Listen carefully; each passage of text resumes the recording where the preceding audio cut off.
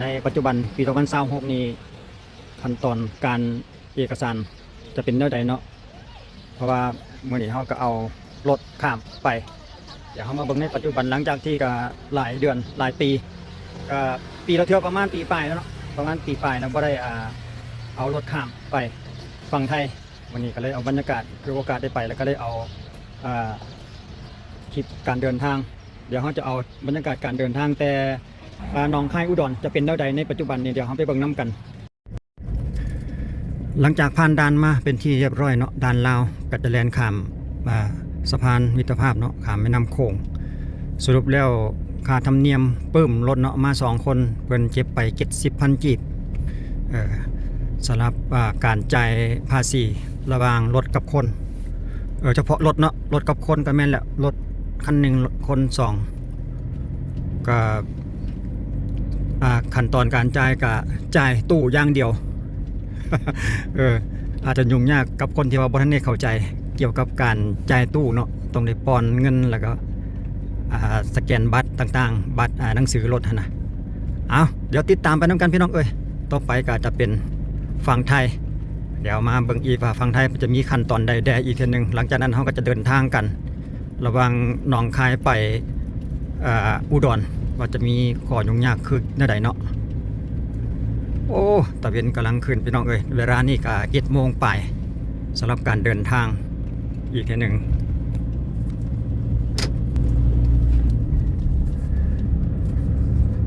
ถือโอกาสเบิ่งแม่น้ำโขงเบิ่งสะพานมิตรภาพไปน้ำพี่น้องหลังจากที่ก็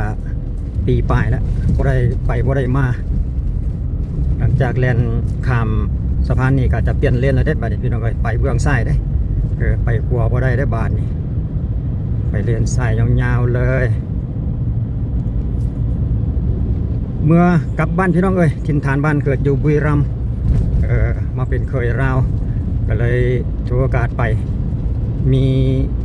เกี่ยวกับการเลือกตั้งได้พอดีช่วงนี้ช่วงเดือนกุมภาต้นเดือนกุมภาปี2026นี่เนาะเลือกตั้งกับยามบ้านยามยาแล้วก็ถือโอกาสเลือกตั้งเลยโอ้แม่น้ำโขงตะเวนกำลังขึ้นพี่น้องยังเศร้า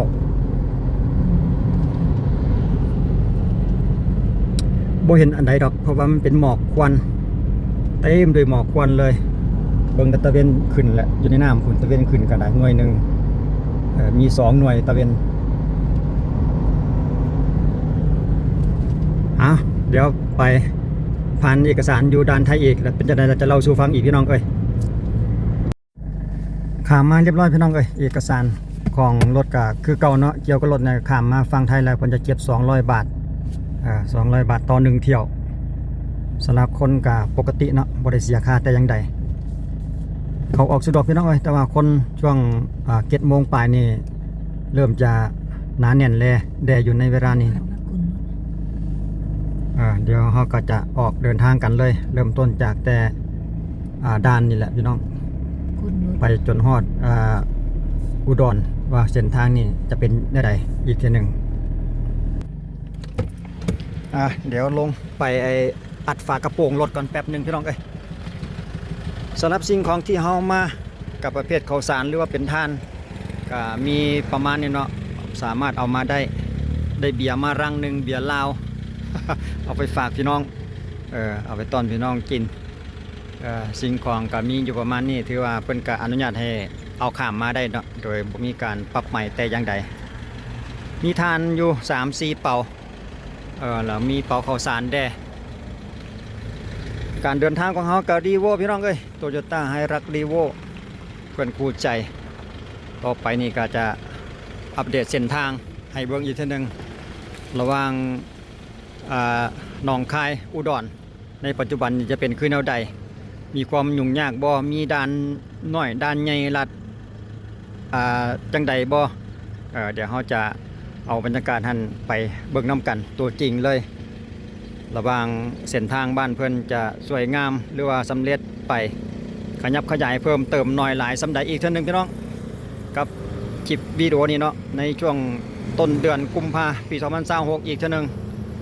กำลังจะเดินทางออกไปเบาแล้วก็รุยกันเลย บ่ได้เข้าไปในเขตในเมืองหนองคายพี่น้องไปทางลัดนี้เลยเนาะลองเบิ่งในปัจจุบันนี้คือจังปีที่แล้วนี่ข้าพเจ้ามานี่ก็รู้สึกว่าเพิ่นก็ยังกำลังซ่อมแปลงอยู่เด้แต่ว่านะเบิ่งปีนี้เพิ่นจะคิดว่าน่าจะสำเร็จไปแล้วเนาะการแปลงกลัวแปลงทางสำหรับทางเส้นนี้นี่เนาะสำหรับเส้นทางเนี่ยเนาะไปแล่นซ้ายยาวๆเลยมาฝั่งไทยนี่ต้องซ้ายตลอดพวงมาลัยซ้ายแล่นเลนซ้ายพี่น้องกลับไปเรื่อยๆปกติแล้วครับพระเจ้าจะกลับบ้านปีละเทื่อเนาะทุกปีแต่ว่าปีนี้อาจจะล่าช้าหน่อยนึงปีปลายแล้วจังได้กลับพอดีศพจังหวะช่วงเลือกตั้งพี่น้องเอ้ยจุดประสงค์หนึ่งกับกลับบ้านเพื่อเลือกตั้งเนาะเลือกตั้งวันที่8กุมภาพันธ์นี่เองเนาะไปใส่สิทธิ์ใส่เสียงโอ้ไปผู้แทนเพิ่นใหญ่เป็นแถวเลยแถวนี้อัปเดตเส้นทางพี่น้องเอ้ยมื้อนี้นะเวียงจันทร์บุรีรัมย์แต่ว่าเขาจะอัปเดตเฉพาะหนองคายไปฮอดอุดรเส้นทางเพิ่นในปัจจุบันนี้เป็นคือแนวใดยากง่ายจังใดอีกเทื่อนึงหลังจากที่ผ่านมาอัปเดตเส้นทางเกี่ยวกับถนนลูกรังอยู่ลาว ทางหอมบ้านหอมเฮือนเปลี่ยนบรรยากาศมาอัปเดตเส้นทางหลวงเส้นทางรักของอีสานเนาะทางภาคอีสานเหนือสู่อีสานใต้ว่าจะเป็นคือแนวใดพี่น้องทุกท่านได้ติดตามได้รับชมอีกเทื่อนึง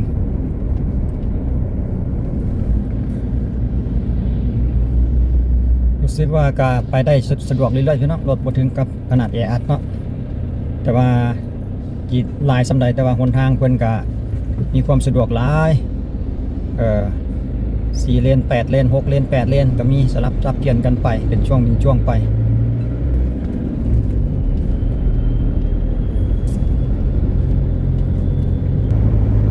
มันอยู่แล้วหลายปี20-30 ปีผ่านมาแล้วพี่น้องเอ้ยการเว้าการจาบางเทื่อก็มันลืมเคยแล้วเนาะสังเกตเบิ่งข้าพเจ้าลงคลิปไปจะบ่มีคำ จะบ่มีครับผมจะบ่ค่อยมีบ่มันลืมเลยพี่น้องเอ้ยส่วนหลายก็มีแต่เจ้ากับโดย อยู่ลาวเด้มาเป็นเคยลาวก็20-30 ปีโดดจังได้กลับบ้านทีนึงการเว้าการจาการสื่อสารส่วนหลายก็ใช้แต่ภาษาลาวหลักๆก็บางเทื่อก็คือพ่อเวลากลับบ้านก็พยายามคิดครับผมอยู่เวลาเฮาคุยกันกับผู้หลักผู้ใหญ่เนาะแต่ว่าส่วนหลายก็มีแต่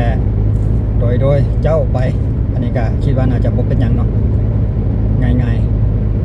โอ้บ่ได้มาโดนแล้วพี่น้องเอ้ยหนทางเรียบกิ๊บเลยไปง่ายมาง่าย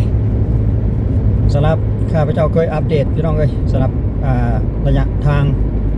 หนองคายไปฮอดบ้านบ่แม่นฮอดบุรีรัมย์ดอกเขตบุรีรัมย์แต่ว่าเขตอำเภอคูเมืองน่ะฮอดบ้านข้าพเจ้าน่ะก็มีแต่300ลักพี่น้องเอ้ย320 กิโลนั่นเองเนาะก็บ่ได้ไกลอุดรก็รู้สึกว่าเมื่อกี้นี่จะเห็นมีรถเกตรถบดอยู่ได้พี่น้องแต่ว่าเขาจะถ่ายบ่ทันเมื่อกี้นี่นะแสดงว่าเพิ่นก็มีการขยับขยายหน้าทางไปเรื่อยๆอยู่หั่นนะเมื่อกี้นี่สังเกตเห็นเพิ่นกำลังอัดดินอยู่จุดหนึ่งอยู่รอดสะพานเมื่อกี้นี่นะก็แต่ละปีผ่านมาก็เขาจะเข้มงวดอยู่แต่เส้นทางเนี่ยพี่น้องอันนะที่ว่าด้านกวดกาหยดยันนี่เนาะกวดเครื่องกวดของจะมีแต่หนองคายอุดรแต่ว่ากายอุดรไปแล้วนี่ก็จะบ่ค่อยได้เจอด้านปานใดซะที่ว่าข้าพเจ้าเคยมาแต่ละเที่ยวแต่ละเทื่อแต่ละปีก็จะเจอแต่จุดจากหนองคายอุดรนี่แหละแต่ว่ามาเจอนี่เฮาเบิ่งก่อนเดี๋ยวเบิ่งตัวจริงพี่น้องเอ้ยว่าเพิ่นจะมีการตั้งด่านกวดการถลาเฮานี่บ่หรือจังใดเพราะว่าเขาเห็นป้ายฝั่งลาวนี่เพิ่นอยากเบิ่งกวดกาเครื่องของกำลังออกมาได้กันหลายเตือนแล้วแหละออกมาได้ประมาณเกือบเป็น10 กิโลแล้วเด้เกือบเป็น10 ลักแล้วเดี๋ยวไปใกล้ๆรู้สึกว่าจะเห็นไฟแวบๆพี่น้องเอ้ยบ่แน่ใจว่าจะเป็นด้านบ่เดี๋ยวเรียนไปใกล้ๆเบิ่งอีกทีนึงก่อนหรือว่าเป็นการไฟคิดว่าน่าจะเป็นด้านเพราะว่าจะเป็นช่องแคบอยู่เด้ด้านอาจจะเป็นด้านแบบตั้งบ่ทันได้กวดกลาบ่หรือจังใดนี่แหละไปใก กลๆอีกเท่านึงลองเบิ่งออกจากหนองคายมาได้ประมาณ10กว่ากิโลแล้วจะเป็นด่านลอยบ่มีเจ้าหน้าที่ก็เปิดปิดช่องเดียวกันในเวลาที่ว่าโมงอาจจะเป็นในโมงที่ว่าเพิ่นบ่ทันได้เข้าการบ่หรือจังได๋ก็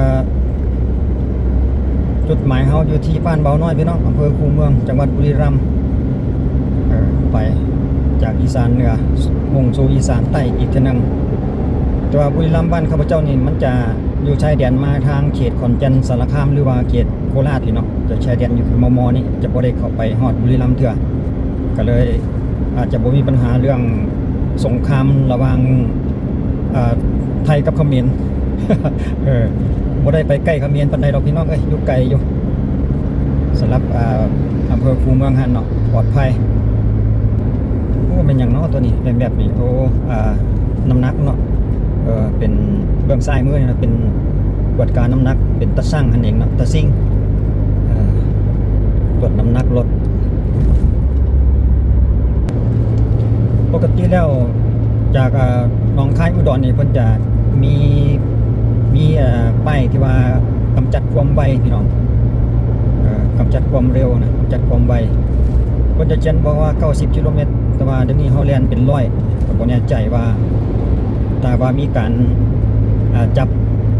มีด่านตรวจจับความไวนี่คิดว่าน่าจะบ่เหลือเนาะน่าจะโดนคือกันแต่ละคันนี่แล่น100ขึ้นเมื่อ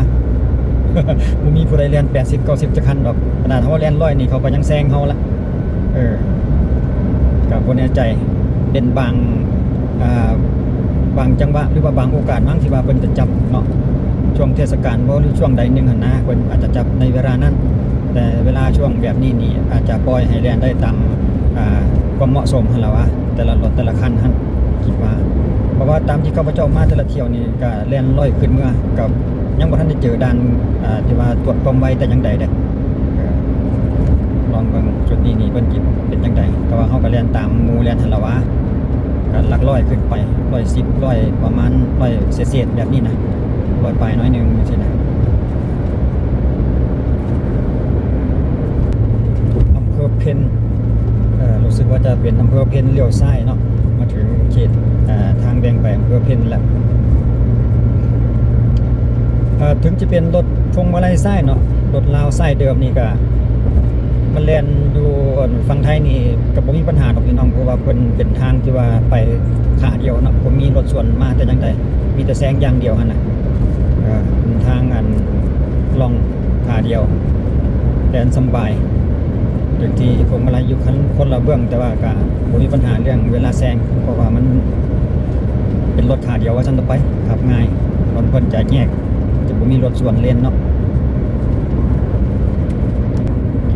โอ้มาถึงจุดนี้เพิ่นตั้งหลักไฟใหม่พี่น้องเอ้ยกำลังเมื่อกี้นี่ผ่านมาเห็นนายสร้างเพิ่นกำลังประกอบต่อสายไฟอยู่เกี่ยวกับดอกไฟเยื้องทางเนาะประตูโค้งเข้าเมืองอุดรนี่เพิ่นก็เฮ็ดเป็นงานพี่น้องงามเลยประตูโค้งเขตใกล้จะเข้าอุดรแล้วในจุดนี้เนาะปัตตานีมานี่บ่ทันเห็นรถลาวจักคันเลยพี่น้อง มีแต่รถเฮาคันเดียวบ่ทันเห็นรถลาวเป็นคนลาวร่วมเดินทางจักคันปานนี้ใกล้จะเข้าอุดรแล้วเดี๋ยวอีกบ่กี่กิโลเมตรก็ถึงเขตอุดรแล้วก่อนที่จะเข้าอุดรนี่เฮาจะเลี้ยวซ้ายพี่น้องเอ้ยเบี่ยงซ้ายเข้าไปหาป้ายขอนแก่นสังเกตป้ายขอนแก่นเนาะเฮาจะบ่ได้เลียนซื้อเข้าไปในเมืองอุดรมันจะเป็นทางเลี่ยงเมืองเนาะเลี้ยวซ้ายเลี่ยงเมืองแล้วก็แล่นไปเข้าขอนแก่นเป็นป้ายต่อไปคือขอนแก่นบาทนี่มาถึงจุดนี้เขาจะเบี่ยงซ้ายแต่ว่าเขาเลียนซื้อเข้าไปนะเข้าไปในเมืองอุดรจะเฮ็ดให้มีปัญหาเกี่ยวกับการสัญจรแออัดเขาก็เลยเลี่ยงเมืองออกมาเบื้องซ้ายเพื่อมุ่งหน้าเข้าขอนแก่นเป็นป้ายต่อไป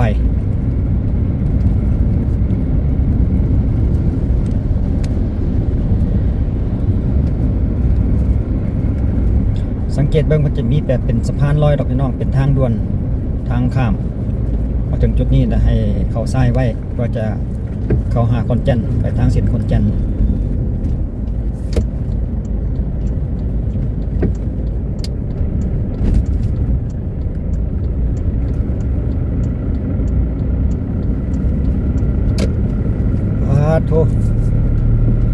ย้อนแสงตะเวนอีกบาทนี่ตะเวนส่องหน้าหน่อยหนึงสรุปแล้วผ่านมานี่มีอยู่แต่1ด่านพี่น้องเราสังเกตเห็นมีอยู่1ด่านแต่ว่าเพิ่นยังบ่ทันได้ตรวจเนาะเพิ่นมีแต่เพียงแค่ตั้งด่านเป็น1 2ทางแล้วก็เรื่องจับความไวก็บ่มีด่านตรวจตาเกี่ยวกับความไวคิดว่าหลังจากนี้ต่อไปเขาเขตขอนแก่นนี่ก็ปกติเขาบ่เจ้ามาก็บ่เคยเจอด่านจักเทื่อเนาะคิดว่าบ่น่าจะมีแต่ว่าวิดจุดนี้ไปแล้วหั่นน่ะสรุปแล้วก็บ่มีทางเจ้าหน้าที่กวดการแต่อย่างใดโอ้อันนี้อุบัติเหตุเด้นี่เนาะทางกู้ภัยเพิ่นกำลังมาชนท้ายรถบรรทุก6 ล้อรถเก่งเอาไปเข้ามาพี่น้องเอ้ยเดินทางปลอดภัยทุกท่านคลิปวิดีโอเฮาไปจบเพียงส่ำนี้พี่น้องเอ้ยเอาจากหนองคายขอนแก่นมาให้คือว่าบ่มีปัญหายุ่งยากแต่อย่างใดเนาะสำหรับเส้นทางจากนี้ต่อไปก็จบติดตามต่อไปพี่น้องเอ้ยคลิปต่อไปเดี๋ยวจะเป็นคลิปเกี่ยวกับทงไห้ทงนา อยู่ทางบ้านพุ่นแหละทางอำเภอคูเมืองพุ่นแหละพี่น้องเอ้ยจะเอาบรรยากาศน้ำไห้น้ำนาอยู่บ้านอีสานบ้านเฮาอีสานใต้อีกให้เบิ่งอีกเทื่อนึงว่าจะเป็นเท่าใดความเป็นอยู่เป็นเท่าใดในปัจจุบันสำหรับคลิปต่อไปสำหรับคลิปนี้ก็จบเพียงส่ำนี้ไว้เจอกันคลิปต่อไปพี่น้องเอ้ยสำหรับคลิปนี้ก็ขอบใจสบายดี